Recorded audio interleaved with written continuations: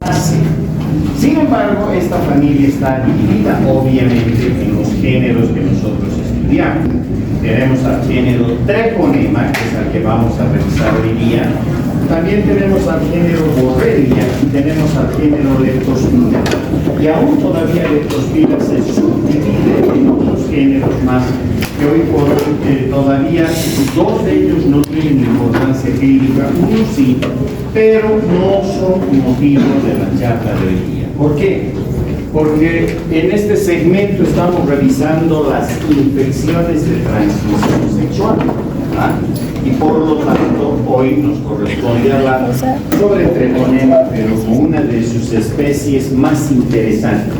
Estamos hablando del treponema pallidum, con doble L. El treponema pallidum es un microorganismo que ha causado definitivamente transformaciones importantísimas en las sociedades, porque estamos hablando de una enfermedad que es la causa etiológica de lo que conocemos como sífilis. Y de hecho, la microbiología contemporánea no solamente habla de especies, sino de subespecies. De ahí que van a encontrar en algunos libros, en algunas publicaciones, que nos referimos a esta bacteria como el treponema del género treponema, la especie pallidum, subespecie pallidum. Como también solamente la van a encontrar como treponema pallidum, ¿de acuerdo? Decíamos, esta bacteria se convierte en la causa etiológica de la sífilis. Y la sífilis es una patología que nos ha marcado como humanidad. No es una enfermedad reciente, es una patología que tiene bastante antigüedad. Es más, si nosotros revisamos en principio algunas características históricas, tanto de la enfermedad como de lo que ha sucedido alrededor de esta, en realidad empezó a cobrar importancia precisamente cuando Cristóbal Colón y sus marineros llegaron a estas tierras, y obviamente a partir de ese momento, estamos hablando del año 1492 que Colón se lanza a la mar, 1493, 1494, que ya prácticamente están en todo caso explorando lo que significan las Américas, y es ahí donde parte de su tripulación, no solamente como tripulación, sino con otros barcos que después van a llegar, la gente que venía de Europa tiene contacto sexual con nuestras mujeres en la región de la Merindia. Y es ahí donde aparentemente se contagian con esta enfermedad, a la que aquí se la denominaba como guanti. En realidad este es un término que deriva del quechua, más referido en todo caso a lo que se conocía en el Imperio Incaico. Y obviamente a partir de ese momento, cuando estos marineros y esta gente que llegaba de España sobre todo se empieza a contagiar con esta patología, algunos regresaban a Europa, y por entonces, ya terminado el 1400, entrando al 1500, para el 1504-1505 se produce una guerra en Europa que se conoce como el sitio de Nápoles. Se enfrentan dos reyes y muchos de los que volvían de las Américas se enrolan como soldados mercenarios en cualquiera de los dos bandos. Obviamente empiezan a transmitir la enfermedad en la medida también de que tenían contacto sexual con, en este caso, con mujeres europeas. Y se observa que esta patología se desarrollaba con mayor velocidad que lo normalmente debía ser.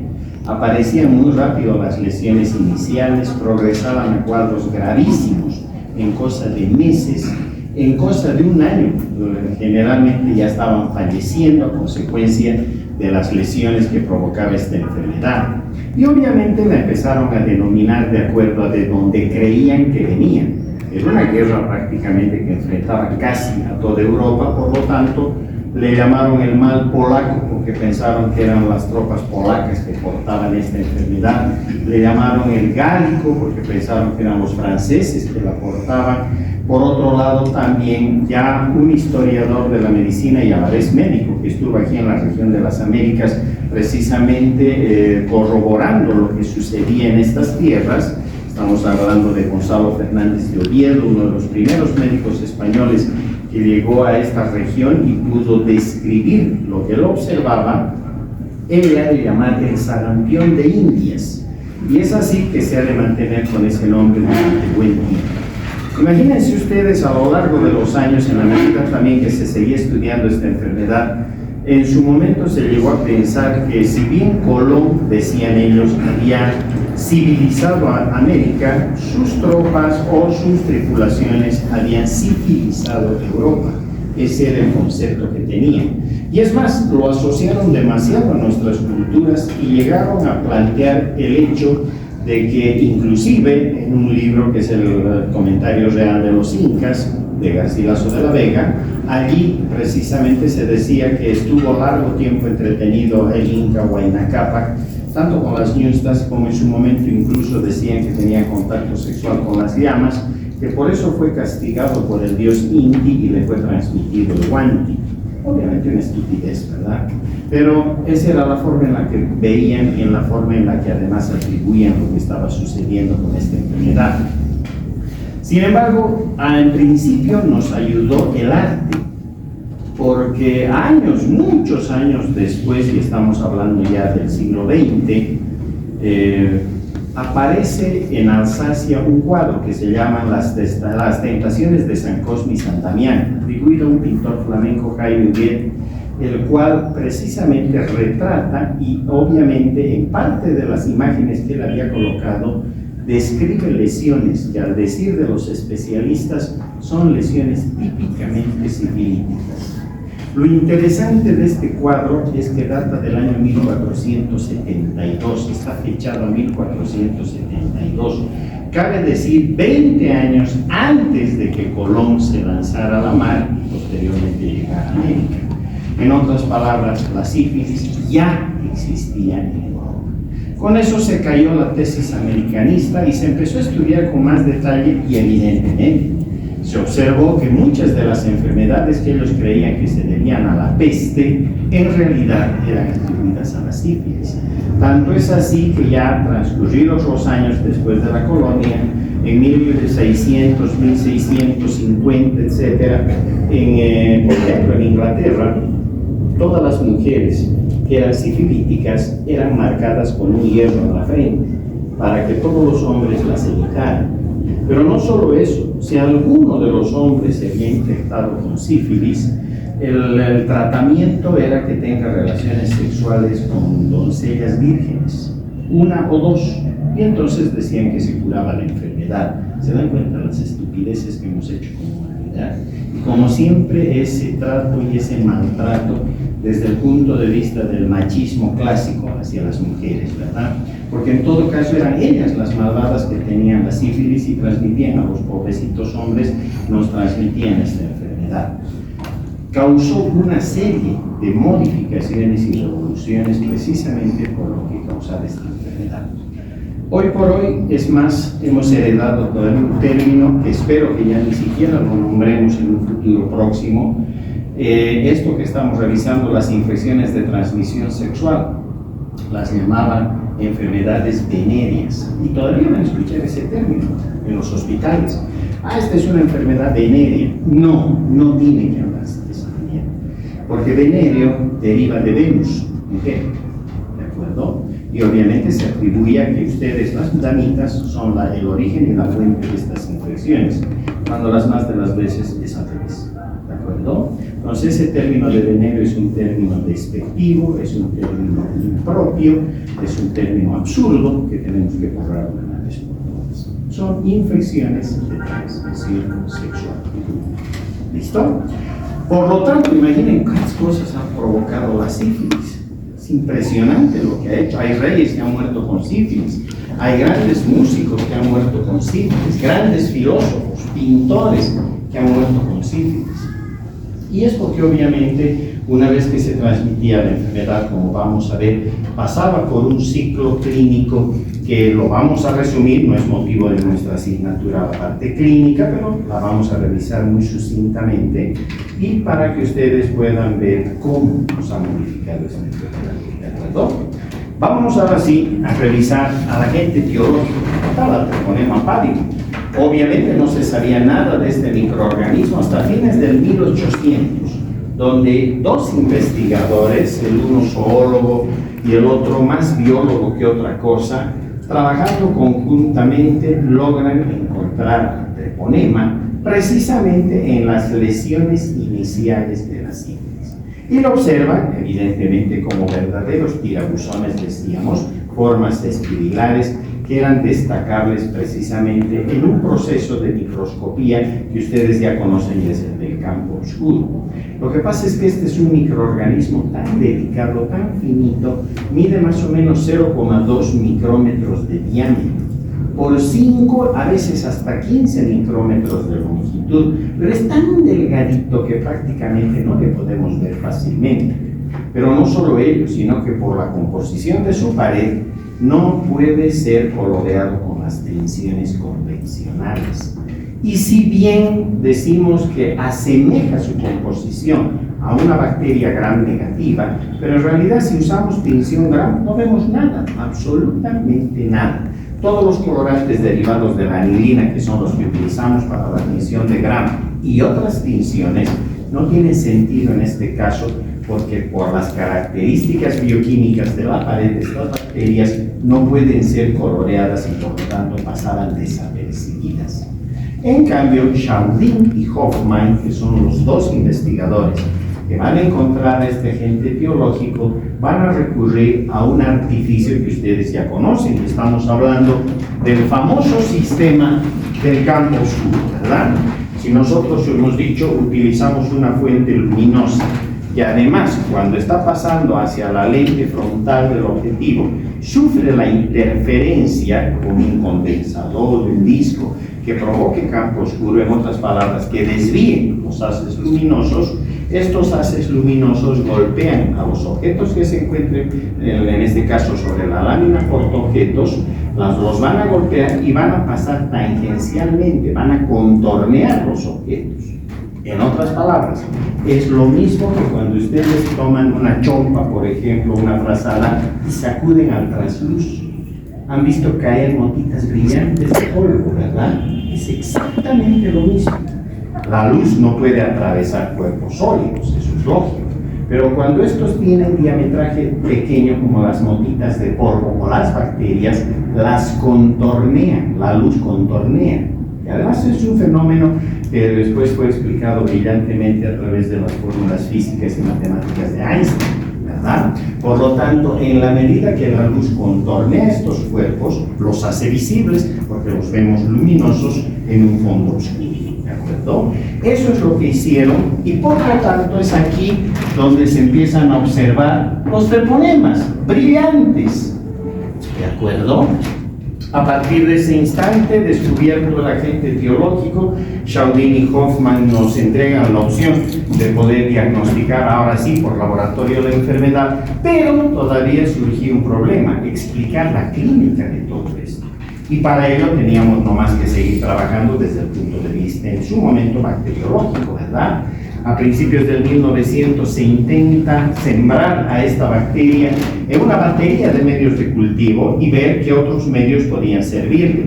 Y la respuesta es la verdad, terriblemente desanimante, porque ningún medio de cultivo servía.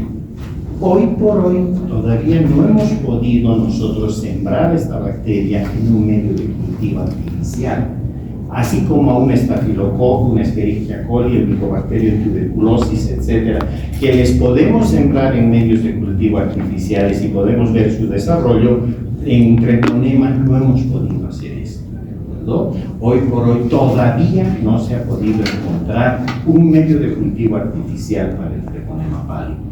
Evidentemente se ha ido estudiando algunas cepas derivadas del treponema pallidum, que se las usa sobre todo para diagnóstico desde el punto de vista inmunológico. Y por ello sabemos que este es un microorganismo que es muy delicado por una parte, y dos, que es microaerofílico, es decir, casi anaeróbico, ¿de acuerdo? Y por otra parte, muy exigente desde el punto de vista nutricional. Hasta ahí sabemos. Eso es todo lo que sabemos en relación a lo que podríamos llamar sus características de cultivo y desarrollo. En su fisiología, vuelvo a recalcar, solamente sabemos por ahora de que es muy exigente desde el punto de vista nutricional, casi 37 grados. Si nosotros levantamos la temperatura a 40, 41 grados, rápidamente el microorganismo muere. Y si bajamos las temperaturas a 20 grados, 15 grados, soporta horas y después muere. ¿De acuerdo? Y resulta increíble, ¿no? Porque no hay mosquitos que le transmiten, garrapatas que le transmiten, no puede ser portado por las patas de una mosca. Es decir, solo pasa por contacto directo. Y si así es, imagínense qué tan sencillo sería hacer desaparecer esta enfermedad del planeta, ¿verdad? Si no hay vectores, si no hay reservorios, si en la cadena de transmisión solo estamos en este caso los humanos, significaría que con un poco de sentido común, aunque no es el más común de los sentidos, pero se supone que deberíamos hacer desaparecer esta enfermedad del planeta. Y al contrario, se creyó en su momento, en la década de los 60, 70 del siglo pasado, 1960, 1970, se creyó que la sífilis iba a desaparecer hasta llegar al año 2000. Hoy por hoy, al contrario, la sífilis ha aumentado, pero de una manera impresionantemente grande en todos los países del mundo. Son pocos los países que tienen números todavía relativamente bajos con sífilis. Por ejemplo, los países nórdicos, Dinamarca, Noruega, Suecia, tienen números bastante pequeños en sífilis. No así el resto del planeta, donde hemos visto que han empezado a aumentar los casos de sífilis y prácticamente nos están colocando en una situación bien difícil. Ya comentaremos el porqué de esto. Perfecto. Así que entonces, qué fácil, ¿verdad?, este tema, porque mucho no hay que recordar. No tenemos medios de cultivo, ya sabemos cuáles son las características, y en todo caso, lo que nos conviene más bien saber es qué tiene esta bacteria desde el punto de vista morfológico, ¿verdad? Si nosotros hacemos un corte de esta bacteria y observamos con microfotografías electrónicas, es decir, logramos ampliar muchísimo lo que esta bacteria en realidad es, nos encontramos con cosas interesantes. Tiene, si yo voy a dibujar un segmento de esta bacteria, ahí nada más, ¿listo? Estas bacterias tienen una especie de manto alrededor, se llama vaina. Está químicamente constituido por lo que se llama los glucosaminoglucanos. Parece para lenguas, ¿verdad? Los glucosaminoglucanos. En otras palabras, son moléculas que son muy ricas en hidratos de carbono. El problema es que estas moléculas le permiten a esta bacteria, obviamente, armar esta especie de vaina o recubierta del microorganismo que cuando ingresen los tejidos le permite mimetizarse. Por eso tarda tanto el sistema inmunitario en detectarlo. Es casi como un ratón que está correteando debajo de una alfombra, ¿de acuerdo? El sistema inmunitario va a tardar en detectar una infección de estas características. Pero se suma un otro hecho interesante, y es de que más por cálculos matemáticos y extrapolando lo que sabemos de las cepas derivadas de este microorganismo, hemos dicho que son cepas que no causan sífilis, pero están emparentadas. Entonces sabemos que sus tiempos de fisión binaria en realidad tardan más o menos 30 horas. Si las bacterias convencionales se dividían cada 15-20 minutos, Treponema tarda 30 horas más o menos en dividirse. Y más que fisión binaria, porque uno pensaría que si estoy hablando de binarios, que la bacteria se va a partir en dos, ¿verdad? Más bien es una fisión transversal. Se divide todo el segmento, todo el treponema, y se va abriendo como si fuera una cáscara de plátano para que finalmente surjan las dos nuevas bacterias hijas. ¿Entendió? Listo. Por debajo de esta vaina encontramos ya la pared de la bacteria, que es una pared típicamente o algo modificada a lo que es una pared de gram negativo. Tiene una membrana externa, claro que sí. Y hay un peptidoglicano que compone el esqueleto de la pared, ¿listo? Pero lo interesante es que tiene un espacio periplásmico como cualquier gram negativo, y en ese espacio periplásmico discurren endoflagelos. no han llegado a ser externos como en otras bacterias, sino que aquí se han quedado los flagelos atrapados en el espacio periplásmico y van desde un polo de la bacteria hasta el otro polo. Son los que le permiten a la bacteria mostrar motilidad. El movimiento que tienen estas bacterias es un movimiento interesante porque en principio es un movimiento de rotación. Si ustedes ven una de estas treponemas, las ven rotando alrededor de su eje, como también movimientos de traslación, se mueven apretando y descomprimiendo las espiras que tienen, ¿de acuerdo? Y obviamente el tercer movimiento sale como una sumatoria de estos dos previos, que es el poder comprimir las espiras que posee. Es como un resorte, ¿verdad? Se va moviendo como un resorte, ¿listo? Entonces, esa movilidad está asegurada por estos endoflagelos. Y desde ya, luego ya está la membrana celular corriente y el citoplasma con las mismas características de cualquier bacteria. ¿Listo? Obviamente hay algunas cuestiones que son un poco más específicas, pero no conviene revisarlas, eso les dejamos, como siempre decimos, a quienes en el futuro nos deseen acompañar en la especialidad de la microbiología. ¿Listo? Ahora bien, si no tengo medios de cultivo, ¿cómo puedo hacer el diagnóstico? Y eso es lo que nos va a tomar ahora lo que queda de charla.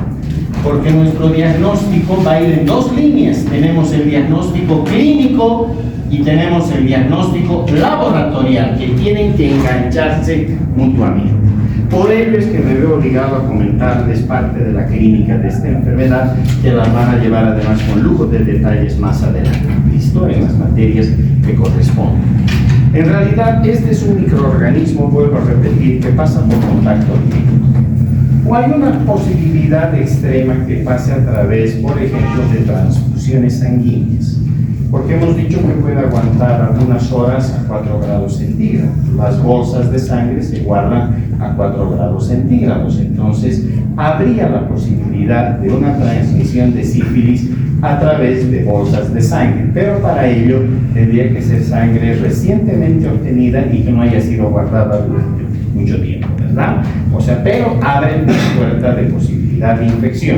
Por eso es que cada vez que queremos donar sangre nos hacen una serie de pruebas, VIH, Chagas, sífilis, ¿no es cierto? Para ver que lo que estamos donando no esté contaminado, ¿de acuerdo? Segundo, es interesante además observar de que la otra posibilidad para que este microorganismo pueda provocar infecciones es que pase de la mamá embarazada al producto, al bebé. Pero solo lo puede hacer a partir de la 10ª semana de embarazo. Entre la 10ª y 15ª semanas del embarazo, esta bacteria puede atravesar perfectamente todo lo que significa las deciduas maternas y poder pasar al bebé y provocar obviamente una sífilis en el producto. Ya veremos cómo se traduce eso clínicamente. Y obviamente la vía clásica, que es básicamente por contacto sexual. ¿Listo?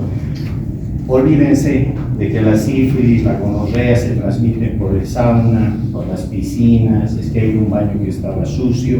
Falso. No pasan estos agentes por esas succiones. ¿Listo? No hay. Lo que pasa es que a veces tenemos que mentir por salvaguardar un matrimonio, ¿verdad? No le podemos decir a la señora, usted tiene sífilis, porque su marido obviamente la ha infectado. Entonces tenemos que mentir, sí, es una enfermedad, seguramente hay un baño. Ah, sí, hay un baño público. Ahí se ha infectado. No queda otra, porque si le decimos a la señora, es este que le ha infectado, ahí se acabó el matrimonio, ¿verdad?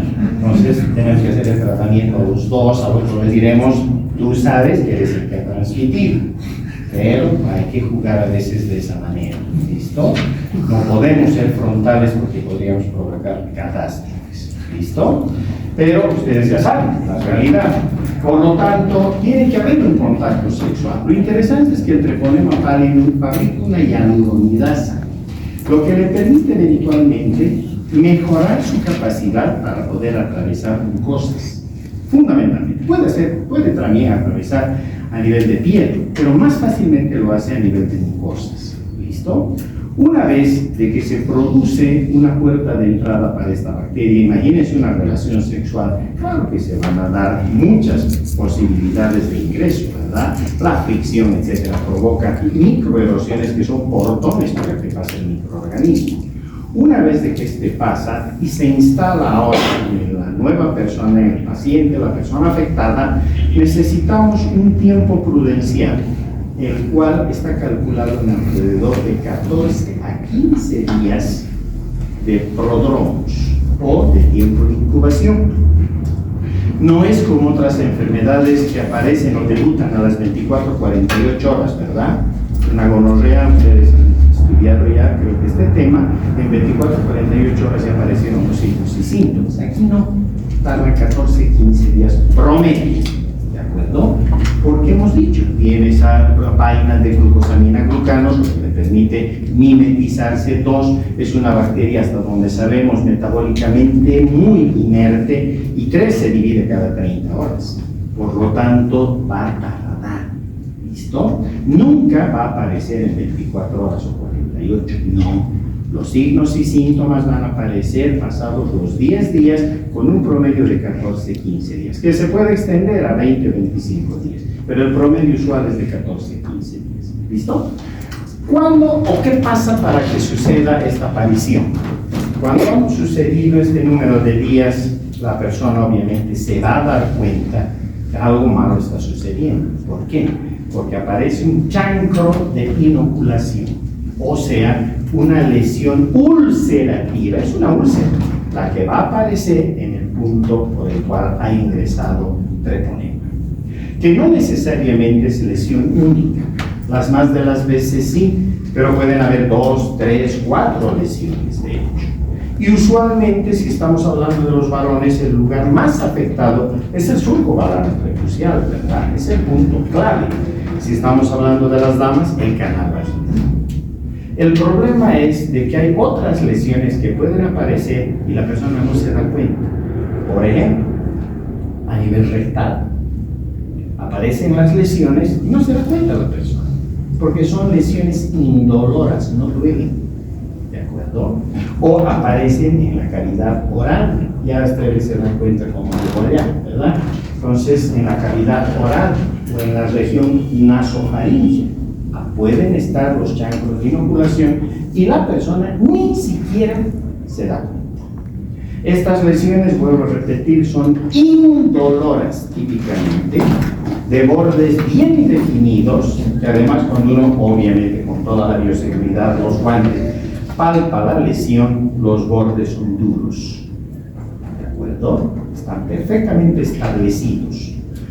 Generalmente la base de la úlcera es limpia. Imagínense una úlcera limpia, como de una quemadura, que a veces vemos que está limpia, ¿verdad? En algunos casos podemos ver algo de material purulento. Eso es en personas que no se asean a menudo, etc. Las bacterias de la propia piel ya tienen otro portón de entrada, terminan sobreinfectando el chancro de inoculación. Pero un chancro clásicamente es indoloro, de bordes bien definidos y de base limpia. ¿De acuerdo? Aparece este chancro de inoculación. Este chancro obviamente asusta a la persona que en su momento empieza a presentar el cuadro. Pero como no le duele, como no le causa mayores signos y síntomas, pudiera ser de que en un lapso de 7, 8, 10 días la lesión regresiona y aparentemente se cura, cicatriza. ¿Listo? Y la persona piensa que ya se curó y estamos todos felices, pero no es así. Lo único que he hecho es pasar por la fase primaria de la sífilis, ¿listo? Que es la que caracteriza el chancro de inoculación. Ahí cruzamos laboratorio. En la fase primaria, ¿qué podemos hacer? El campo oscuro, ¿verdad? Si nosotros tomamos la muestra de ese chancro de inoculación con una pipetita de pastel, que son pipetas de vidrio con la punta muy finita, o con un poco de suero fisiológico tibio, hacemos el raspado de la superficie de esa úlcera, de los bordes de la úlcera, y cargamos ese material que generalmente aparece casi como un material filante, blanquecino, casi lechoso en algunos casos, y vamos y colocamos en una lámina portaobjetos, le ponemos el cubreobjetos y hacemos campo oscuro. ¿Qué vamos a mirar? Esto. los treponemas activamente moviéndose, más el hecho de que la lesión apareció 14-15 días después de un contacto sexual sospechoso sin protección. Ya está fácil, ¿verdad? El diagnóstico está totalmente establecido. ¿De acuerdo?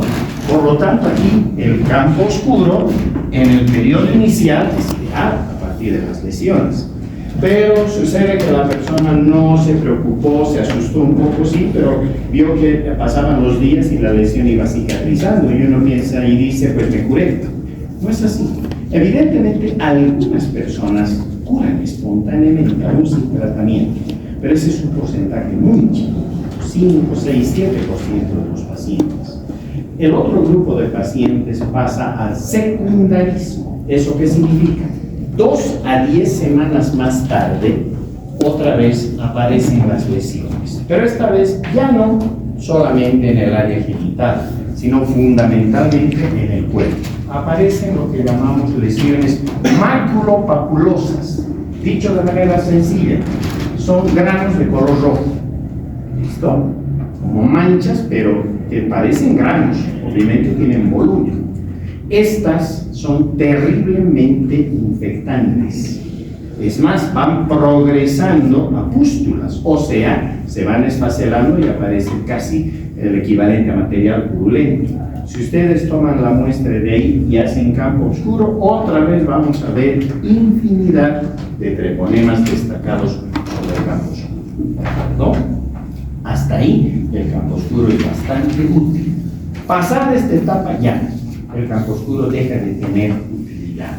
Pero en cambio, como ya estamos en 8 a 10 semanas más tarde, ya hemos llegado a la etapa del secundarismo, ¿cierto? Hemos entrado en la sífilis secundaria. Esas lesiones maculopapulosas son características de la etapa del secundarismo. Aparecen en el abdomen, en el pecho, en la espalda, en los brazos, en las palmas de las manos, etc. Inclusive en la cara. ¿Listo? Y vuelvo a repetir, son altamente infectantes. Pero además ya empiezan a aparecer algunos problemas que empiezan a sentar, por ejemplo, en el área cardiovascular. Empiezan a aparecer lesiones en la aorta, empieza a haber problemas a nivel incluso, todavía no llegan a ser tan graves los cuadros, todavía estamos en la parte maculopapulosa, pero ya hay alteraciones a nivel de la piel que se pueden todavía representar de manera mucho más interesante cuando uno observa que aparecen una especie de placas a las que llamamos condilomas planos y que aparecen, por ejemplo, en la región anal. Son como verrugas planas. Pueden aparecer en la región vaginal, en el introito vaginal, o pueden aparecer en el surco balano prepucial. Son como verdaderas verrugas, pero planas. Las verrugas causadas por virus son diferentes, parecen coliflores, ¿verdad? Estas no son planas. ¿Listo? Estos condilomas latos o planos son también riquísimos en treponemas. Desfacelamos uno de estos condilomas y vemos otra vez en el campo oscuro infinidad de treponemas. ¿Listo? Secundarismo. Lo interesante es que estas lesiones sin tratamiento tienden poco a poco a cicatrizar. Y al instante en que estas lesiones cicatrizan, otro pequeño porcentaje de pacientes pudiera curar espontáneamente, pero es muy bajo el porcentaje. Generalmente ahora estamos en otra fase, que es una fase prácticamente de latencia, que puede durar meses a años, hasta 10 años, 20 años, 30 años. ¿De acuerdo? Acá ya no me sirve para diagnosticar el campo oscuro, porque ya no tengo lesiones, ¿verdad? Ya no tengo lesiones. Lo que sí puedo observar es que en la medida que el cuadro clínico avanzaba, la parte inmunológica ahora sí se ha hecho importante. Ustedes ya saben que 8 o 10 días más tarde de que aparecen signos y síntomas, empezamos a generar anticuerpos, ¿verdad? Por lo tanto, cuando ya entro al secundarismo, al margen del campo oscuro, también ya me empiezan a servir las pruebas inmunológicas, ¿de acuerdo? Y en las pruebas inmunológicas tengo dos posibilidades grandes. Tengo las que detectan la reagina sifilítica y tengo las que detectan el anticuerpo específico. La reagina es una inmunoglobulina, un derivado de la inmunoglobulina E, que aparece como respuesta no solamente a la sífilis, también puede aparecer como respuesta a otros procesos, por ejemplo, enfermedades autoinmunitarias, lupus eritematoso, las artritis reumatoideas. La reagina se activa y se hace positiva, se hace detectable. ¿Listo? Esta reagina sifilítica es la base de dos procedimientos de laboratorio que nosotros podemos elegir. El clásico DDL, que no son nada más que utilizar lo que vendrían a ser las letras iniciales de toda la palabra, las palabras que están incorporadas acá. Es una prueba de investigación laboratorial, todavía le decían ellos, de enfermedades venéreas. Se ha quedado como DDL. ¿Listo? Y tenemos el RPL. En Bolivia tenemos las dos, el BDL y el RPL. Cada vez menos BDL, cada vez más RPL. El RPL es la prueba rápida de reagina en plasma. Tiene más facilidad para que se le ejecute, se la hace de una manera mucho más sencilla, pero además es una prueba mucho más barata, es tremendamente económica. Por eso es que para nosotros estas pruebas son pruebas de tamizaje, ¿verdad? Nosotros podemos ejecutar ya sea BDL o reagina, búsqueda de BDL, es decir, la reagina por BDL o por RPL, digamos, en toda la Facultad de Medicina. Tendremos 4.000 estudiantes. Si nosotros hacemos 4.000 RPLs, primero que los vamos a hacer en una semana, no nos va a llevar gran tiempo. 2, va a ser bien económica. Y 3, no necesitamos ser patólogos clínicos, patólogos graduados para hacerlo, porque es una prueba muy sencilla, ¿de acuerdo? Seguramente de esos 4.000, unos 400 van a resultar positivos, pero no son sifilíticos, ¿verdad? Porque hemos dicho que es una prueba que está detectando solamente la reagina, y esa reagina se activa, hemos dicho, en enfermedades autoinmunitarias, incluso se puede activar, igual que el Vidal, recuerdan de lo de la salmonela, igual se puede activar en pacientes politransfundidos, en pacientes que tienen enfermedades en ese momento de tipo viral, también se puede activar la reagina. Por lo tanto, esos 400 no significa que sean sifilíticos, para nada. Significa que pueden estar pasando por otro tipo de patologías y que obviamente la reagina ha sido detectada, nada más. Ahora sí, si yo deseo confirmar, bajo a las pruebas que buscan el anticuerpo específico. ¿Cierto? Esto y es otra cosa, porque aquí estoy buscando el anticuerpo que está dirigido hacia el treponema pálida. ¿Listo? Obviamente estas ya son pruebas mucho más costosas, más laboriosas, ya no las podemos hacer nosotros como estudiantes de la facultad. Aquí sí necesitamos gente especializada y necesitamos tecnología de laboratorio. ¿De acuerdo? ¿Cuáles son estas pruebas? Básicamente tenemos el MHTP, es una prueba de inhibición de la microhemoaglutinación, inhibición de la microhemoaglutinación, obviamente para el treponema pálido, ¿verdad? Y la otra prueba que se hace mucho en nuestro país, el FTA-ABS, que es anticuerpos fluorescentes absorbidos. Prueba de anticuerpos fluorescentes absorbidos. Cualquiera de las dos. ¿Listo? Cualquiera de las dos detecta perfectamente el anticuerpo específico. Por lo tanto, si pasamos a los 400 por MHTP o los pasamos por el FTA-ABS, seguramente dos van a salir positivos. Ahora sí, esos dos sí son positivos, ¿no? El resto no. ¿Se entendió? Así que entonces, y de hoy para adelante, cada vez que les hablen de reagina, y les van a hablar muchas veces de la reagina, incluso le llaman reagina sifilítica, se están refiriendo a esa variedad de inmunoglobulina E que se activa para diversas patologías, entre ellas la sífilis. ¿Listo? En el caso concreto de buscar sífilis, es una excelente prueba de tamizaje, hemos dicho, es una prueba muy sencillita, muy económica y puedes buscarla por BDRL o por EDP. Cada vez más en Bolivia se está haciendo EDP. ¿Listo? Si yo deseo confirmar el diagnóstico, sí o sí tengo que entrar a buscar los anticuerpos, ¿no? Y para buscar los anticuerpos tengo la inhibición de la microhemaglutinación o tengo la inmunofluorescencia para anticuerpos anticuerpos. ¿Se entendió?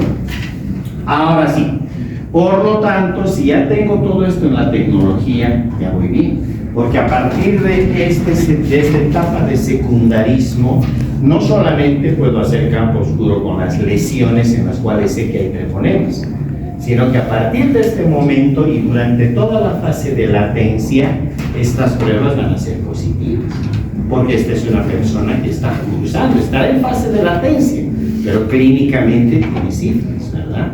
Por lo tanto, puedo detectar con tecnología laboratorial, ya sea en este caso de corte inmunológico, puedo detectar la enfermedad. Cuando pase el tiempo de meses, y hemos dicho hasta décadas, podemos llegar finalmente a lo que conocemos como sífilis tardía, o lo que antes se llamaba la etapa terciaria. En la sífilis tardía, prácticamente estos pacientes ya no son infecciosos, porque generalmente las lesiones se deben a procesos de hipersensibilidad por complejos inmunes. ¿De acuerdo? Ustedes ya han llevado la parte de hipersensibilidad, ya saben a lo que nos referimos. Son básicamente pruebas que son armadas para poder trabajar sobre lo que es hipersensibilidad por complejos inmunes. ¿Qué vamos a observar ahí? Vamos a observar gomas sifilíticos, como gomas sifilíticos. ¿Qué es esto? Son lesiones destructivas. Empieza la lesión, toma piel, tejido celular subcutáneo, músculo y puede llegar hasta hueso, deformando inclusive hueso. Toma, por otra parte, no solo piel, sino que va a tomar el sistema nervioso central. Y entonces tenemos pacientes que hacen parálisis, empiezan a hacer la parálisis general progresiva, la demencia senil, que antes se denominaba como parálisis de los ancianos, etc. Ahora preferimos llamarle demencia senil, que además avanza hacia la locura en los pacientes. ¿Listo? Procesos cardiovasculares, ahora sí, los aneurismas de aorta. En cualquier momento pueden esfacelarse y el paciente muere por un proceso cardiovascular, obviamente agresivo. Ese tipo de lesiones terminan matando a esas personas después, a veces de 20, 30, 40 años de haber sido infectado. ¿Se entendió? Listo. Y hemos dicho que en la parte de transmisión tenemos la sífilis congénita, la neonatal, que es la transmisión de los treponemas desde la mamá hasta el bebé, ¿verdad? Esa sífilis congénita generalmente provoca abortos. Y si no son abortos, provoca mortinatos. ¿Qué significa el mortinato? Que el bebé nace ¿verdad? O la tercera, nace el bebé, pero ya viene con lo que se llaman las secuelas de la sífilis, obviamente en este caso representadas por la destrucción de los huesos propios de la nariz, o sea, son narices en silla de montar. Imaginen la silla de montar, por lo tanto son cóncavas y convexas, narices respingadas, ¿verdad? Lesión de los huesos por la osteitis. Las tibias en las piernas son curvadas como sables, la tibia en sables. Los dientes son como los dientes de un vampiro, porque están en puntas, aserrados, se llaman dientes de Hutchinson. Un pediatra que fue el primero que observó esos dientes en los niños con sífilis, en este caso con natal, que son dientes que están en cierre, ¿de acuerdo? Por otra parte, las iridociclitis a nivel ocular, que generalmente los deja ciegos. Y a veces lesiones también en el oído, que los puede dejar sordos, como también lesiones a nivel cardiovascular. Generalmente son niños que van a morir, ¿verdad? Van a pasar algunos años y van a terminar con el mundo. Entonces, ese es el panorama de la sífilis clínica interna. Solo hay dos formas de poder evitar esto. La una es controlar la enfermedad. La controlamos a través del uso de antibióticos, la penicilina. A la fecha no hay resistencia, no tenemos pruebas de laboratorio, si no podemos entrar a la bacteria, pero no hay fracasos terapéuticos con la penicilina. Todo paciente al que se le aplica la penicilina, obviamente en megadosis, va muy bien, sobre todo cuando son cuadros que están en etapa primaria o secundaria. Ya más adelante es más complicado, pero se manejan esos casos. Lo mismo en los bebés que nacen con sífilis, se les pasa por el tratamiento con penicilina y hay una posibilidad de que puedan sobrevivir. ¿De acuerdo? La penicilina es excelente, es el arma número uno. Pero tenemos a veces pacientes que tienen problemas de alergia a los betalactámicos, a la penicilina. En ese caso, la eritromicina. ¿Listo? Y hay otros más, pero nos quedaremos con la eritromicina porque ese es un protocolo mucho más probado ya en todo lado. Y la última fase de todo esto, porque me han pedido que le demos unos minutos a un doctor que está candidateando, creo que para decano, que vamos a dar los minutos que nos ha pedido, es así. Pero lo último, si es una enfermedad que pasa de persona a persona, ¿cómo no la vamos a eliminar, verdad? Es absurdo que no podamos hacerlo. Primero, no podemos ir contra las trabajadoras sexuales comerciales, no, es una forma de vida y eso es algo más bien que debería el Estado protegerles, porque hay varones también, ¿cierto? Dos, las relaciones sexuales tienen que ser guiadas desde el punto de vista de una verdadera educación sexual. ¿Por qué los noruegos, los daneses, los suecos tienen números tan bajos en infecciones de transmisión sexual? Porque ahí están programas sólidos de formación y de educación precisamente para la vida sexual. No es no lo hagas, porque si a mí me dicen no lo hagas, voy a la esquina y lo hago. Me llama más la atención porque me están prohibiendo. No, me tienen que enseñar cómo protegerme y cómo proteger a mi pareja. ¿Sí o no? Entonces, lo lógico sería, en todo caso, la abstinencia y dos, el ser fiel. Parece una tontería no ser fiel, pero ¿acaso no sería lo mejor ser fiel a la pareja? ¿Acaso ese no es el ideal? ¿Acaso eso no nos diferenciaría como Homo sapiens del resto? Y eliminaríamos un montón de enfermedades así. Pero bueno, si se van a dar situaciones, tampoco podemos ser tan tontos de pensar que no se van a dar otras situaciones. Relaciones sexuales protegidas, para eso estamos pensando aquí. Úsenlos si es que es necesario. Solo así se puede poco a poco hacer retroceder esta enfermedad. Y les vuelvo a repetir, ha ido más bien en aumento y cada vez nos preocupa y nos asusta más. Ustedes van a ver cuadros de sífilis, no solamente en adultos, sino también penosamente en bebés. Así que ya saben, por ahora, la fidelidad, aunque parezca que está fuera de moda, la abstinencia, los ejes más fuertes y sobre todo una buena educación sexual donde me enseñen a protegerme y a proteger. Lo último que les voy a decir, cuando uno tiene una relación sexual con una persona, no tiene la relación sexual con esa persona, tiene una relación sexual con todo el pasado sexual de esa persona, nada más.